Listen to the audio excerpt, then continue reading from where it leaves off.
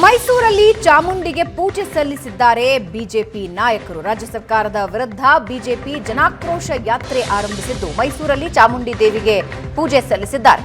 CM ತವರಿನಿಂದಲೇ ಸರ್ಕಾರದ ವಿರುದ್ಧ ಕೇಸರಿ ಕಹಳೆ ಮೊಳಗಿಸಿದೆ. ಇಂದಿನಿಂದ 4 ಹಂತದಲ್ಲಿ 16 ದಿನ ಜನಾಕ್ರೋಶ ಯಾತ್ರೆ ಇರುತ್ತೆ.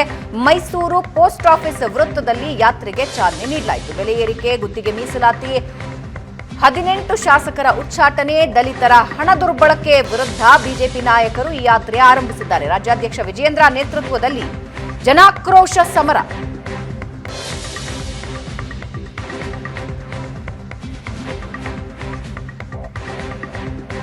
ಹಾಗಾದ್ರೆ ಯಾಕೆ ಬಿಜೆಪಿ ಈ ಜನಾಕ್ರೋಶ ಯಾತ್ರೆ ಮಾಡ್ತಾ ಇದೆ? ಬೆಲೆ ಏರಿಕೆ ಖಂಡಿಸಿ ಕಾಂಗ್ರೆಸ್ ಸರ್ಕಾರದ ವಿರುದ್ಧ ಹೋರಾಟ ಮಾಡೋದಕ್ಕೆ ನಿರ್ಧರಿಸಿದೆ. ಇದರ ಜೊತೆಗೆ ಗುತ್ತಿಗೆಯಲ್ಲಿ 4% ಮುಸ್ಲಿಮರಿಗೆ ಮೀಸಲಾತಿ, 18 ಬಿಜೆಪಿ ಶಾಸಕರ ಉಚ್ಚಾಟನೆ, ದಲಿತ ಹಣ ದುರ್ಬಳಕೆ, ಹೀಗೆ ಹಲವಾರು ಕಾರಣಗಳ ಜೊತೆಗೆ ಜನಾಕ್ರೋಶ ಯಾತ್ರೆ 4 ಹಂತದಲ್ಲಿ 16 ದಿನಗಳ ಕಾಲ ಈ ಯಾತ್ರೆ ನಡೆಯುತ್ತೆ.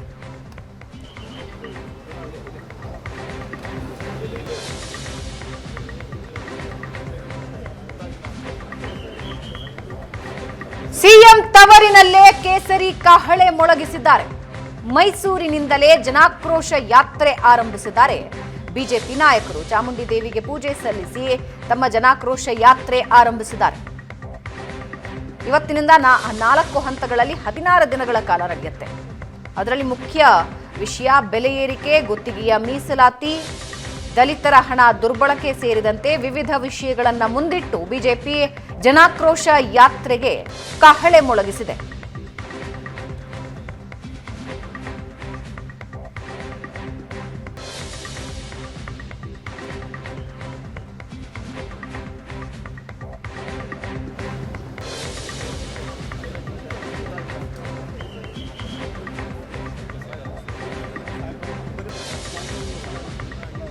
ಜನಾಕ್ರೋಶ ರ್ಯಾಲಿಗೂ ಮುಂಚೆ ಚಾಮುಂಡಿ ಬೆಟ್ಟಕ್ಕೆ ಹೋಗಿ ಪೂಜೆ ಸಲ್ಲಿಸಿದ್ದಾರೆ.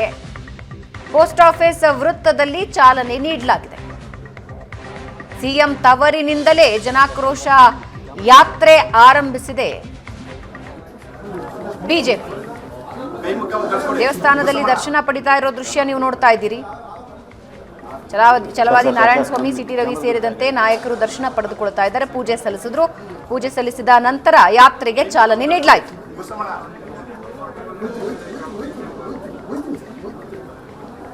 ಬಗ್ಗೆ ಇನ್ನಷ್ಟು ಡೀಟೇಲ್ಸ್ ನೀಡ್ತಾರೆ ನಮ್ಮ ಪ್ರತಿನಿಧಿ ಮಧು. ಯಾತ್ರೆ 16 ದಿನಗಳ ಕಾಲ ನಡೆಯುತ್ತೆ, 4 ಹಂತದಲ್ಲಿ ನಡೆಯುತ್ತೆ. ಏನ್ ಹೇಳ್ತಿದ್ದಾರೆ ಬಿಜೆಪಿ ನಾಯಕರು? ಯಾವ ರೀತಿ ಆರಂಭಿಸಿದ್ರು ಇದನ್ನ? ಭವನ ಏನಂತಂದ್ರೆ, ಇವತ್ತಿನಿಂದ ರಾಜ್ಯ ಸರ್ಕಾರ ರಾಜ್ಯದಲ್ಲಿ ನಿರಂತರವಾಗಿ ಬೆಲೆ ಏರಿಕೆಯನ್ನ ಮಾಡ್ತಾ ಇರ್ತಕ್ಕಂಥದ್ದು, ಮುಸ್ಲಿಂ ಓಲೈಕೆಯನ್ನ ಮಾಡ್ತಾ ಇರ್ತಕ್ಕಂಥದ್ದು, ದಲಿತರ ಹಣವನ್ನ ಪೋಲ್ ಮಾಡ್ತಾ ಇರ್ತಕ್ಕಂಥದ್ದು, ಗ್ಯಾರಂಟಿ ಹೆಸರಲ್ಲಿ ಮುಸ್ಲಿಮರಿಗೆ ಆಗ್ತಾ ಇರ್ತಕ್ಕಂಥ ಅಂದ್ರೆ ದಲಿತ ಸಮುದಾಯಗಳಿಗೆ SCP-TSP ಹಣವನ್ನ ದುರ್ಬಳಕೆ ಮಾಡ್ಕೊಳ್ತಾ ಇರ್ತಕ್ಕಂಥದ್ದು, ಇಂಥ 10 ಹಲವು ವಿಚಾರಗಳನ್ನ ಇಟ್ಕೊಂಡು ರಾಜ್ಯ ಸರ್ಕಾರದ ವಿರುದ್ಧವಾಗಿ ರಾಜ್ಯಾದ್ಯಂತ ಜಿಲ್ಲಾ ಕೇಂದ್ರಗಳಲ್ಲಿ ಹೋರಾಟವನ್ನ ಮಾಡ್ಲಿಕ್ಕೆ ಬಿಜೆಪಿ ಸನ್ನದ್ಧವಾಗಿರ್ತಕ್ಕಂಥದ್ದು. ಅದಕ್ಕೆ ಇವತ್ತು ಸಾಂಸ್ಕೃತಿಕ ರಾಜಧಾನಿ ಮೈಸೂರಿನಲ್ಲಿ ಚಾಲನೆ ಕೂಡ ಸಿಕ್ಕಿರ್ತಕ್ಕಂಥದ್ದು. ಈಗಾಗಲೇ ಕೂಡ ಕೇಂದ್ರ ನಾಯಕರಾಗಿರ್ತಕ್ಕಂಥ ಪ್ರಹ್ಲಾದ್ ಜೋಶಿ ಅವರು, ರಾಜ್ಯ ಬಿಜೆಪಿ ಅಧ್ಯಕ್ಷ ಆಗಿರ್ತಕ್ಕಂಥ ವಿಜಯೇಂದ್ರ ಅವರು ಚಾಮುಂಡಿ ಬೆಟ್ಟದಲ್ಲಿ ಚಾಮುಂಡಿ ತಾಯಿಗೆ ಪೂಜೆಯನ್ನು ಸಲ್ಲಿಸೋದ್ರ ಮೂಲಕವಾಗಿ ಈ ಒಂದು ಜನಾಕ್ರೋಶ ಯಾತ್ರೆ ಏನಿದೆ, ಯಾತ್ರೆಗೆ ಚಾಲನೆಯನ್ನ ಕೂಡ ಕೊಟ್ಟಿದ್ದಾರೆ. ಈ ಒಂದು ಕಾರ್ಯಕ್ರಮದಲ್ಲಿ ಈಗಾಗಲೇ ಕೂಡ ಕೇಂದ್ರ ಮತ್ತೆ ರಾಜ್ಯದ ಘಟಾನುಘಟಿ ನಾಯಕರುಗಳು ಕೂಡ ಭಾಗಿಯಾಗಿರ್ತಕ್ಕಂಥದ್ದು.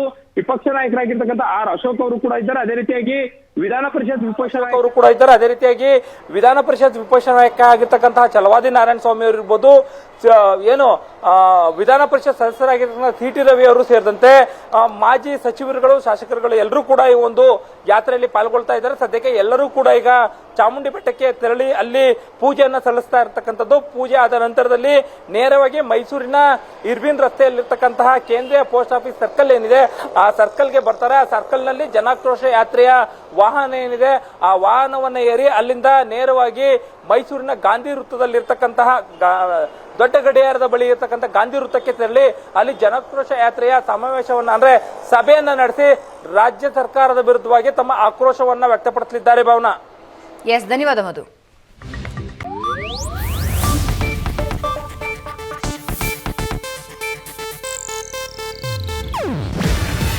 ಇದು ಏಷ್ಯಾನೆಟ್ ನ್ಯೂಸ್ ನೆಟ್ವರ್ಕ್ ಪ್ರಸ್ತುತಿ. ನೀವು ನೋಡ್ತಿದ್ದೀರಾ ಏಷ್ಯಾನೆಟ್ ಸುವರ್ಣ ನ್ಯೂಸ್.